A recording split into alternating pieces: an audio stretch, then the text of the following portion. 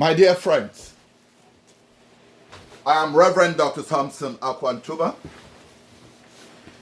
I am the international founding minister of the Ntuba Ministries Association International. And I want to speak to you a second time and again about war and the consequences of war and the need for peace. The wars of today are man-made, like they have been in history. And if you are a minister, which translates to servant of God, you will come to realize that God is a God of war and a God of peace, a God of justice, a God of human rights. But make no mistakes, I cannot fool you, because if we say that He's the same yesterday, today, and forever, or we use the hermeneutical principle of mention, we see that first mention, progressive mention, and terminal mention principle show God in a social psychological relationship with human beings. And look at the book of Judges in the Old Testament. The judges themselves were warring leaders who were helping the Israelites, the Hebrew people, to win wars. And we also saw God instructing His people to go to war. And He was going to go with them and use the angels to help them win wars.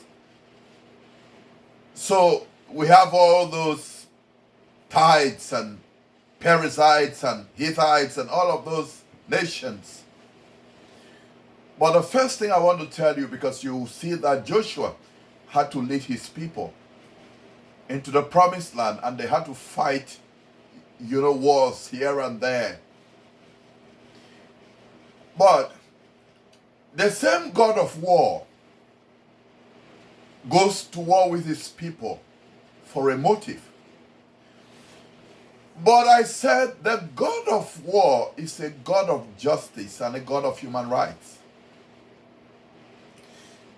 That is why I want you to have the wars, the invasions which are happening, and put them in perspective.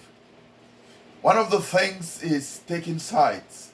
God has taken sides in the Old Testament, but we see the progressive God in Christ being an impartial God, making provision for both Jews and Gentiles.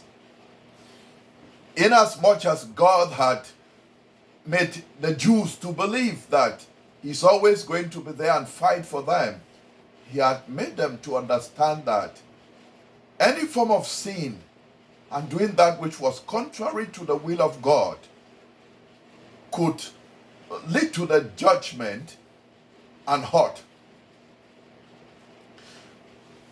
God is particular about the humanitarian needs in the places where there is oppression, whether be it in Syria, in Iraq, in Afghanistan, Ukraine, and all the other places. Depending on who is involved, we the communicators have a tendency of want to highlight certain places, borders here, the same people who have a problem with certain nationals crossing borders and then sending dogs and all types of police and people, building borders, are going down from church to church, talking about the Ukraine issue and